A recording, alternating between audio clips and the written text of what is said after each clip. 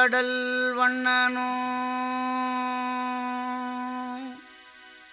விளவார்கனி படலூரிய கடல் வண்ணனோ வேத கிளர்தாமரை மலர்மேல் உரை கேடில் புகழோனோ அளவா வண்ணம் மணலாகிய அண்ணாமலை அண்ணல் அளவா வண்ணம் மணலாகிய அண்ணாமலை அண்ணல் தளரா முலை முறுவல் உமை தலைவனடி சரணே தளரா முலை முறுவல் உமை தலைவனடி சரணே உண்ணாமுலை உமையாளோடும் உடனாகிய ஒருவன் உண்ணாமுலை உமையாளோடும் உடனாகிய ஒருவன் பெண்ணாகிய பெருமான் மழை திருமாமணி திகழ உண்ணாமுலை உமையாளோடும் உடனாகிய ஒருவன்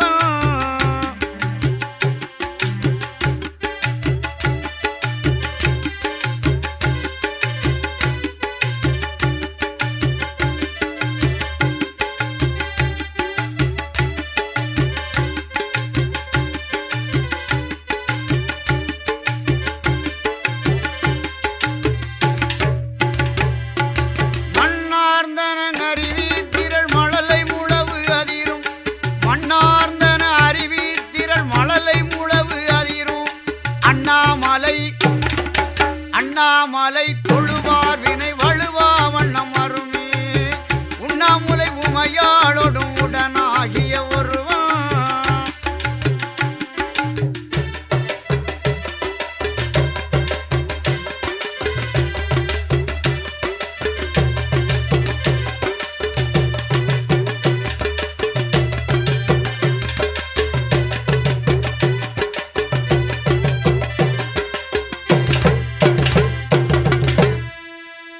பெரியோர்களே, தாய்மார்களே, சகோதர சகோதரிகளே, தென்பாண்டி நாட்டிலே தாமிரபரணி நதிக்கரையில் ஏரல்பதி என்னும் திருப்பதியிலே கொலுவீற்றிருக்கக்கூடிய சேர்மன் அருணாசல சுவாமியுடைய வரலாற்றை இந்த ராம்ஜியினுடைய ஒளிநாளாவினுடைய வைத்து வில்லிசையாக நாங்கள் பாடப்போகிறோம். நாடு நல்ல நல்ல நாடு நல்ல நாடு நாவல்லர்கள் புகழும் நாடு புகழும் நாடு அது கோடம் மாலை ஒளியும் நாடு ஒளியும் நாடு குளிர்ந்ததெந்தல் வீசும் நாடு வீசும் நாடு மாதம் 3 மழை பொழியும் மாதம் 3 மழை பொழியும் வருடம் 3 பூவிளையும்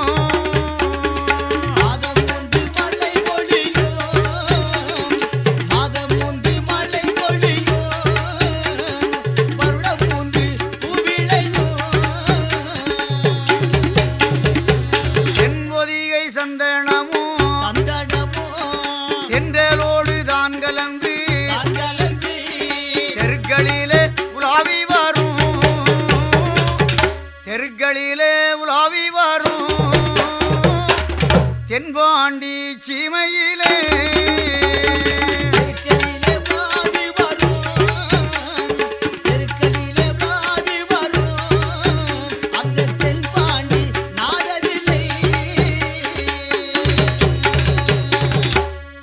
தென்பொதிகை சந்தனம் தென்றலோடு கலந்து தெருக்களிலே உலாவி வரக்கூடிய தென்பாண்டி நாட்டிலே தூத்துக்குடி மாவட்டத்தில் திருச்செந்தூர் வட்டத்தைச் சேர்ந்த அம்மன்புரம் அன்மம்புரம் என்று சொல்லக்கூடிய ஒரு கிராமம். அது நேர திருச்செந்தூருக்கு நேர மேற்கே ஒரு 7 கிலோமீட்டருக்கு அந்த புறத்தில் இருக்கிறது. அந்த அம்மம்புரம் பக்கத்திலே புதுக்குடி என்று சொல்லக்கூடிய இன்னும் ஒரு கிராமம். அந்த புதுக்குடி என்னும் கிராமத்திலே 2 தம்பதிகள் கணவனும் மனைவியுமாக வாழ்ந்து வந்தார்கள். ராமசாமி நாடார் என்று சொல்லக்கூடியவரும் சிவனடைந்த பெருமாள் அம்மாள் என்று சொல்லக்கூடிய பெண்மணியும் கணவனும் மனைவியுமாக வாழ்ந்து வந்தார்கள். சரி, அங்கே 2 பேரும் ஒன்று சேர்ந்து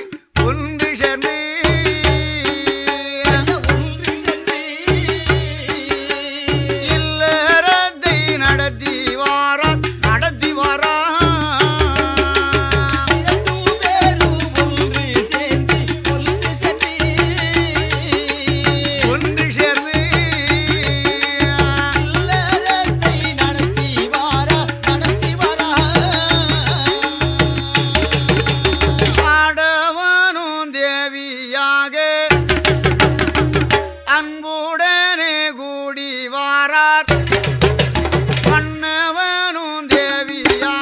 தேவியாக ஐயா தேவியாக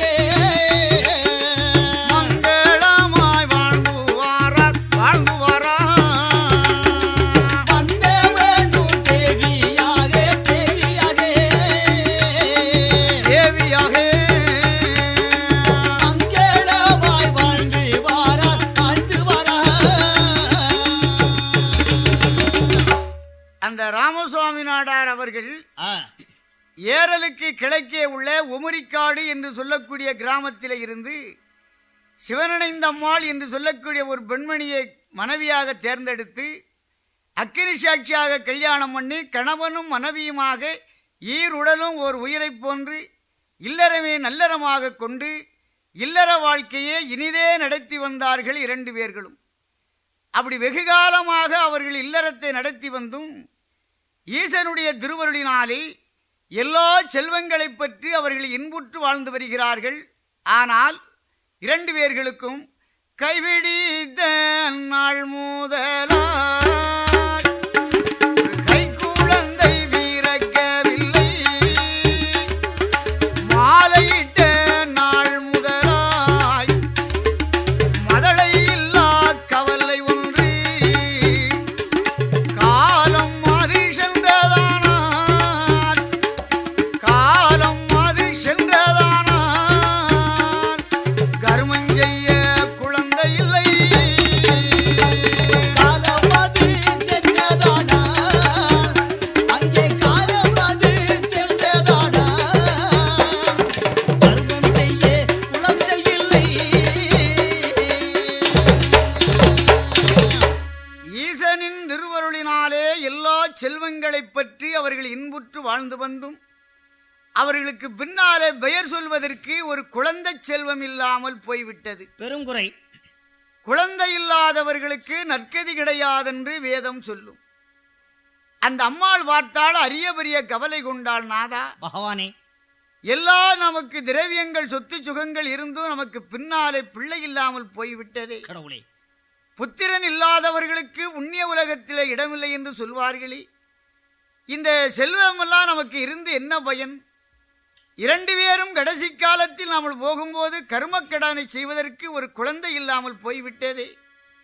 என்னை குழந்தை இல்லாத மலடி என்று உலகத்திலே வச சொல்லி பேசுகின்றார்களே என்று அந்த அம்மாள் அரிய பெரிய கவலை கொண்டாள். சுவாமி, பிள்ளை இல்லாத மலடி என்று உலகத்திலே என்னை இப்படி வச சொல்லி பேசுகின்றார்கள். நல்ல தவங்களை செய்திருந்தால் நமக்கு நல்ல குழந்தை கிடைத்திருக்கும். நம்ம செய்த தவக்குறை அதனால்தான் நமக்கு குழந்தை இல்லாமல் போய்விட்டது.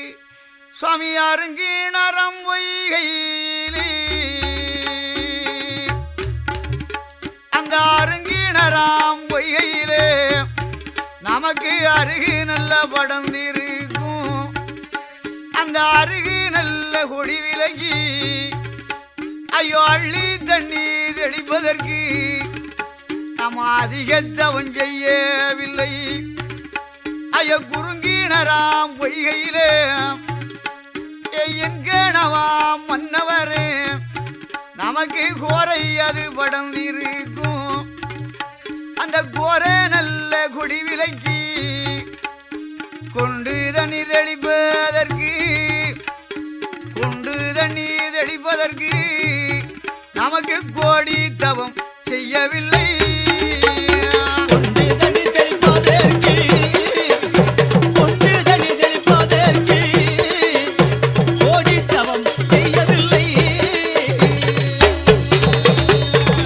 பிள்ளை இல்லாத மலடி என்று உலகத்திலே வசமொழிய வாங்கிவிட்டேன்.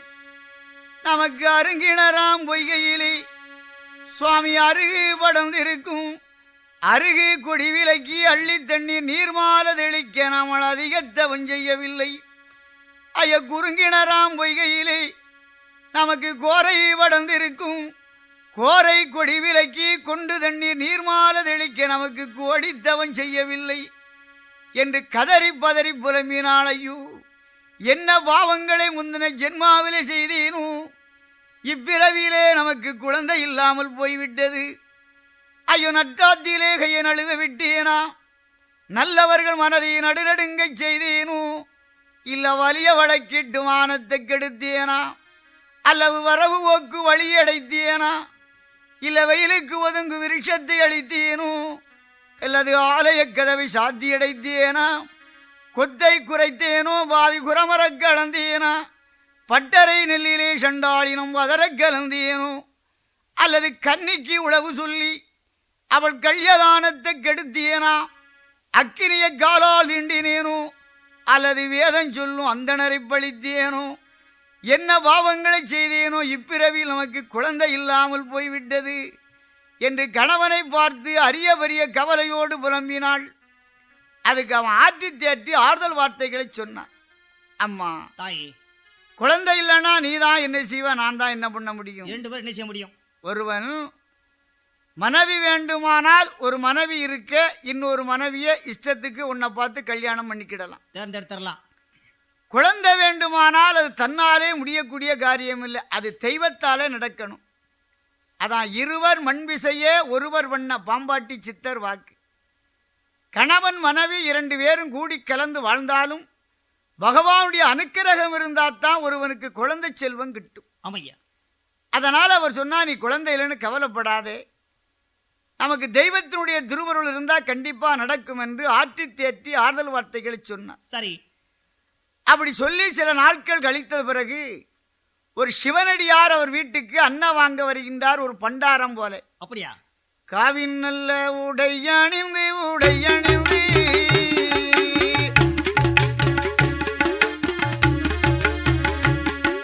கழுத்ததீர உத்ராட்சமோ உத்ராட்சமோ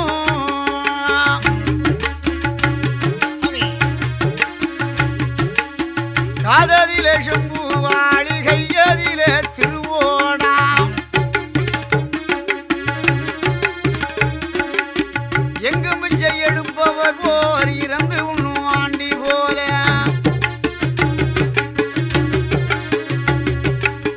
ராமசாமி வீடதற்கு வீடதற்கு அந்த வீடதற்கு அந்த சங்கமரும் ஏகி வரா ஏகி வரா. ராமசாமி வீடதற்கு வீடதற்கு அவர் வீடதற்கு யாரும் ஏகி வரா ஏகி வரா. ஆமையா, சாமி யாரும் ஏகி வரா ஏகி வரா. சம்போ சங்கரா மகாதேவா என்று சிவநாமத்தை சொல்லி ஒரு சிவனடியார் வந்தார். சிவசிவா. அந்த சிவனடியாருக்கு அன்னம் போட வேணும் என்று செம்பிலே கறந்து வைத்திருந்த பசும்பாலை கொண்டு வந்து திருவோட்டிலே வார்த்தாள் அந்த பெண்மணி.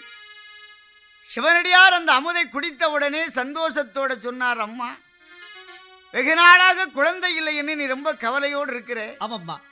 இந்த நாடெல்லாம் புகழும்படியாக ஒரு ஞான குழந்தை உனக்கு பிறக்க போகுது, நீ கவலைப்படாத. ஆனால் அதுக்கு ஒரு ஏற்பாடு ஒன்று பண்ணணும். என்ன சுவாமி செய்ய வேண்டும்? உன் குலதெய்வத்தை நீங்கள் வழிபாடு செய்யவில்லை. அப்படியா? அது எங்க இருக்குன்னு எனக்கு தெரியாதன்னா அந்த அம்மா. மாமியாவும் சொல்ல மாமனாரும் சொல்லலையே. அப்ப ராமசாமி சொன்னார், சுவாமி பக்கத்திலே தான் எங்க குலதேவதை இருக்குது, சாஸ்தா. அப்படியா? அருஞ்சுனைகாத் ஐயனார் என்று சொல்வார்கள். அருகிலான இருக்கின்றது. ஓ, அப்ப அந்த அருஞ்சுனைகாத் ஐயனாரை நீ சனிவார விரதம் இருந்து வணங்கி வாருங்கள், உங்களுக்கு குழந்தை கிடைக்கும் என்று சங்கமர் சொல்லி மறைந்து விட்டார். நன்றி சுவாமி. சிவனடியார் சொன்ன வார்த்தையை கேட்டு ராமசுவாமியும் சிவனடைந்தம்மாள் 2 பேர்களும் மைந்தம் நுர வேணும் என்று மாதாந்தம் நடப்பதற்கு சரிவார விரதமது விரதமது விரதமது அவர் சங்கமரும் தான் இருந்தார் தான் இருந்தார் சரிவார விரதமது விரதமது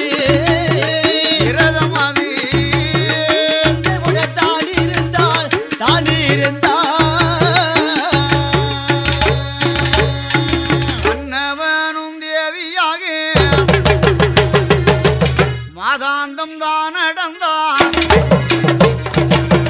ஐயனுட வாசலுக்கு வாசலுக்கு வாசலுக்கு அருமையுடன் தான் நடந்து ஐயனுட வாசலுக்கு வாசலுக்கு வாசலுக்கு அருமையுடன் தான் நடந்தார் தான் நடந்தார்.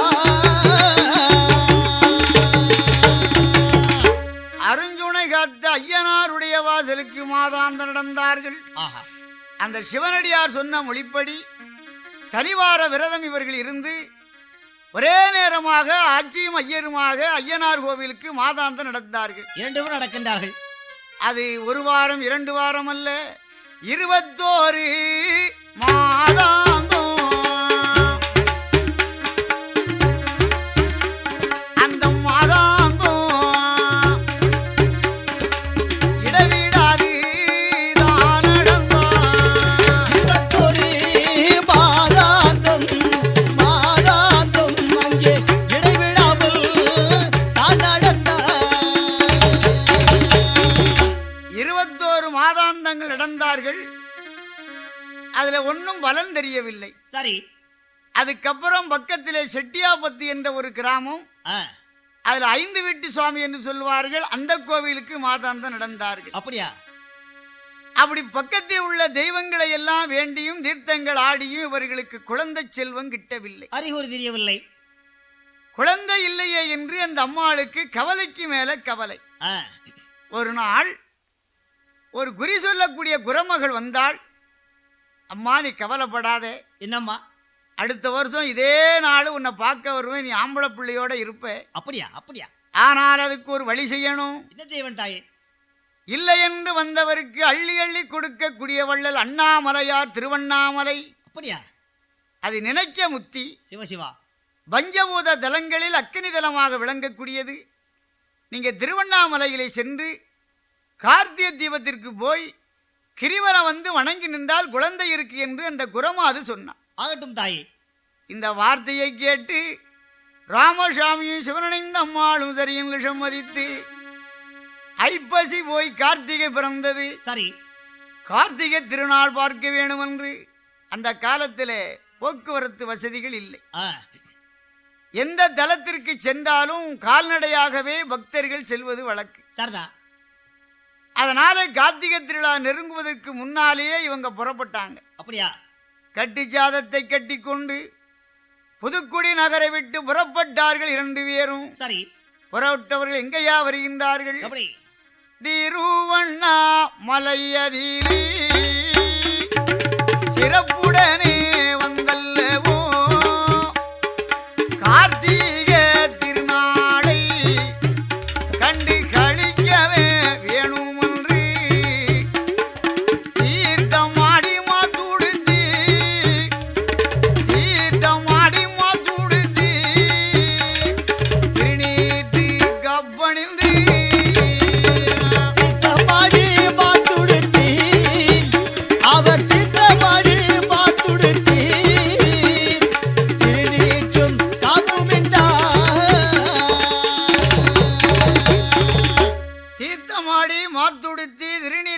பணிந்து சிவத்தை மனதிலே நினைத்து சரி கணவனும் மனைவியுமாக எல்லோரும் போல இவர்களும் கிரிவலம் வந்தார்கள். நம்பிக்கையோடு கார்த்திகை திருநாள் அன்று கிரிவலம் வந்து அண்ணாமலையாரை வணங்கி அன்றைய தினத்திலே கார்த்திகை தீபத்தை கண்குளரை பார்த்தார்கள் 2 பேர்களும். சிவசிவா.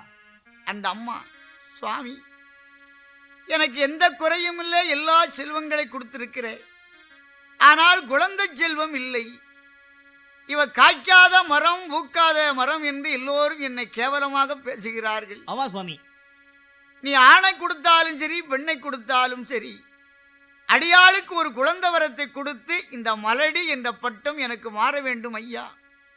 கேட்கக்கூடிய வரங்களை எல்லாம் கொடுக்கக்கூடிய தெய்வம் அல்லவா நீ. வந்தித்திருக்கும் அடியார்தங்கள் வருமேல் வினையோடும் பந்தித்திருந்து பாவம் தீர்க்கும் பரமன் உரைகோவில் முந்தி எழுந்த முழவின் ஓசை முதுகல் வரைகள் மேல் அந்தி பிறை வந்து அணையும் சாரல் அண்ணாமலையாறு. அந்தி பிறை வந்து அணையும் சாரல் அண்ணாமலையாறு என்று அண்ணாமலையாரை வணங்கி சிவனடியார்களுக்கெல்லாம் அன்னதானம் செய்து சிவசிவா சிவ வழிபாட்டை முடித்து வீடு திரும்பினார்கள். சரி. அப்படி புதுக்குடியிலே வந்து 2 பேரும் கணவனும் மனைவியுமாக கூடிக்கலந்து வாழ்ந்தார்கள். ஆ, பகவானுடைய திருவருளினாலே அந்த பெண்மணி அன்று முதலாக கருவுற்றாள். கொடுத்து வைத்தவள். அது எப்படி இருந்ததாம்? காற்று அடித்து தாளை பூத்ததை போல் பூத்ததை பூத்ததை போ கன்னி அவள் கருவாடைந்தாள் கருவாடைந்தாள் காற்றடித்து பூத்ததை போல் பூத்ததை போ பூத்ததை கண்ணியவள் கருவாடைந்தாள் கருவாடைந்தாள் அடிமின்னலை கண்டதொரு ஆமை கரு உற்றதை போல் குப்பையாதை தாங்கிடறி தாங்கிடறி தாங்கிலேறி கோழி கரு உற்றதை போல் உற்றதை போல் பையதை தாங்கிலேறி தாங்கிலேறி தாங்கிடறி கோடி கரு அடைந்ததை போல் அடைந்ததை போல் காற்று அடித்து தாளை பூத்ததை போன்றும் அடிமின்னலை கண்டு ஆமை கருவுற்றதை போன்றும் அந்த சிவனிணைந்த அம்மாள் அன்று முதலாக கருவுற்றாள். சரி. அந்த கரு அவளுடைய வயிற்றிலே நாளுக்கு நாளாக உருவாக வளர்ந்தது. ஆஹா. 1 மாதம் 2 மாதம் 3 4 5 மாத கருவடைந்தாள் அந்த பெண்மணி. சரி. 5 மாத கருவடைந்தவுடனே ராமசுவாமி நாடா ரொம்ப சந்தோஷப்பட்டார். மன மகிழ்ச்சி அடைந்தார். நம்ம கும்பிட்ட தெய்வம் நமக்கு கூப்பிட்டு கொடுத்துட்டது, ஆ, நம்ம குறை தீர்ந்தது. நாமலை. 5 மாத கருவாக இருக்கிறாள் என்று ஆனந்தம் கொண்டு ஆஹா. தன் மனைவி கருவுற்றிருப்பது இனசனத்தாருக்கு தெரிய வேணும் என்று அந்த ராமசுவாமி நாடார் 5வது மாதத்திலே மாதத்திலே மாதத்திலே அந்த மாதத்திலே மாதத்திலே அறியவனும் ஓடுகின்றார் ஓடுகின்றார் மகிழ்ச்சியோடு 5வது மாதத்திலே மாதத்திலே மாதத்திலே அந்த மாதத்திலே மாதத்திலே அரிய பலமோ ஓடுகின்றார் ஓடுகின்றார் ஓடுகின்றார் 5வது மாதம் இனசனத்தார்கள் தெரியும்படியாக அரிய வளம் போட்டார். சரி. அப்படி 6 7 7வது மாதம் சொந்தக்காரங்கள்லாம் வந்து அவருக்கு சீமந்தம் கழித்தார்கள் அந்த பெண்மணி. வயசான ஆள் இல்லையா? 8 9 கழிந்து 10 மாதம் பதிபூரண கற்பம். சரி. பதிபூரண கற்பம் ஆனவுடனே அந்த அம்மாளுக்கு கர்ப்ப வேதனை ஆரம்பித்தது. ஆஹா. ரொம்ப நாளைக்கு பிறகு கர்ப்பம் இருந்து கர்ப்ப வேதனை இருக்கிறாள் என்ற உடனே கைதேர்ந்த மருத்துவமார்கள் நிறைய வந்து கூடியிருந்தார்கள். கிளவில வந்து உட்காந்துட்டான். அப்படி மருத்துவமார்கள் கூடி இருக்க சரி. வயிற்றவலி தொடிபிடியாக வலித்தது. ஆஹா. வயிற்றவலி தாங்க முடியாமல் அந்த அம்மா கதறி பதறி புலம்பினார். ஐயோ தெய்வமே, பேறுகால நேரத்தில் இப்படியெல்லாம் ஒரு வலிவாதை உண்டும் என்று எனக்கு தெரியாமல் போய்விட்டதை. அம்மா மருத்துவமார்களே, தாயே, எனக்கு முன்னால குழந்தை பெற்ற தாய்மார்கள் அனுபவப்பட்டவங்க இத்தனை பேர் கூடி உட்கார்ந்துகிட்டு இருக்கிறீங்க. ஏண்டி கம்முன்னு இருக்கீங்க? பேறுகால நேரத்தில் இப்படி வைத்த வலி வரும் என்று யாராவது முன்னால எனக்கு சொல்லி இருக்க கூடாதா? ஐயோ இப்படிக்கு வருகும் என்று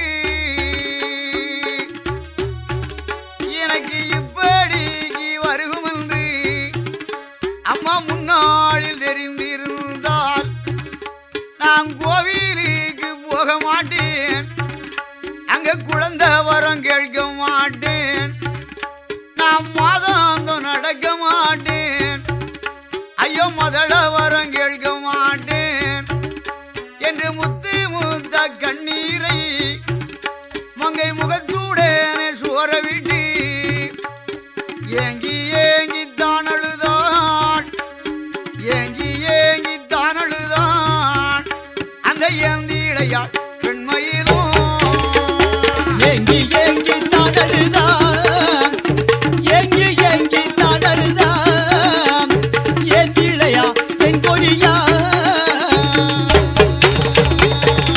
வயிற்றவலி வலி பொறுக்க முடியாமல் வாய்விட்டு கதறி பதறி புலம்பக்கூடிய வேளையில் பகவானே அந்த அம்மாளுக்கு வைத்த வலி தொடிபடியாக வலித்தது. சரி, பகவானுடைய கிருபையினாலே ஈசனைத்தான் நோக்கி அவள் நோக்கி அவள் நோக்கி அவள் எடுத்தாள் ஆண் குழந்தை ஆண் குழந்தை ஈசனை தான் நோக்கி அவள் நோக்கி அவள் நோக்கி அவள் ஈண்டெடுத்த ஆண் குழந்தை ஆண் குழந்தை ஆவையாவள் திருவயற்றில் ஒரு பாலகனும் பிறந்த போது கொப்பாட நீக்கி எல்லோ குழந்தையதைத்தான் எடுத்து கொப்பிழங்கதான் அறுத்து தான அறுத்து தானே அறுத்து அங்க குலவையிட்டார் மாதரெல்லாம் மாதரெல்லாம் பிழங்கே தானே அறுத்து தானே அறுத்து தான் அறுத்து உழவையிட்ட மாதரெல்லாம் மாதரெல்லாம் அந்த அம்மாளுடைய திருவயிற்றிலே அழகான ஒரு ஆண் குழந்தை ஒன்று பிறந்தது. நல்ல யோகக்காரி. ஆங்கில வருடம் 1880 ஆண்டு அக்டோபர் மாதம் 2ஆம் தேதி ஒரு அழகான ஒரு ஆண் குழந்தை பிறந்தது. ஆஹா, தமிழாண்டு 1056 ஆண்டு புரட்டாசி மாதம் அமாவாசை திதி சனிக்கிழமை அன்று உத்திர நட்சத்திரத்திலே பகவான் அவதாரம் செய்தார். அப்படி உத்தரத்திலே குழந்தைகள் பிறந்தா கொஞ்சம் பக்தி உள்ள குழந்தைகளாக இருக்கும். ஆமையா, மகாபாரதத்திலே விஜயன் உத்தரம், ராடராஜன் மகள் உத்தரகுமாரி, அதனால்தான் உத்தரகுமாரன். அப்படி உத்தரத்திலே குழந்தைகள் ஆண் குழந்தை பிறந்ததானால் பெற்றோர்களுக்கு நல்லது, செல்வாக்கு தான். உத்தரத்திலே ஒரு பிள்ளையும் ஊர் மந்தையில் ஒரு நஞ்சையும் என்று சாதாரண பழமொழி சொல்லுவார்கள். ஆமையா, அப்படி அந்த அம்மாவுடைய திருவயிற்றிலே புரட்டாதி மாதம் சனிக்கிழமை அமாவாசை திதி உத்திர நட்சத்திரத்திலே அழகான ஒரு ஆண் குழந்தை பிறந்தது. சரி, இந்த குழந்தையை கண்டவுடனே கொப்பிளறுத்து குலவி பாடினார்கள். குலவை பாடிய பெண்களுக்கெல்லாம் ராமசுவாமி நாடார் வெத்தலை வாக்கு வெள்ளி கூடையில கூடையோட கூடிய கொடுத்தார். ஆஹா, நம்ம வீட்டில் போக முடியலையாங்க, போனால் வாங்கியிருக்கலாமே. அப்படி எங்கே பார்த்தாலும் ஒரே சந்தோஷம். ரொம்ப நாளா குழந்தை இல்லாம இருந்து இன்றைக்கு ஆம்பளை பிள்ளை பிறந்தது. ஆமையா, அந்த குழந்தையை கண்டவுடனே குழந்தையை பார்க்க வரக்கூடியவர்களுக்கெல்லாம் தான தர்மங்களை செய்கிறார் ராமசுவாமி நாடார். சரி, அன்னதானம் செய்தார், சுரணதானம் செய்தார், வஸ்திரதானம்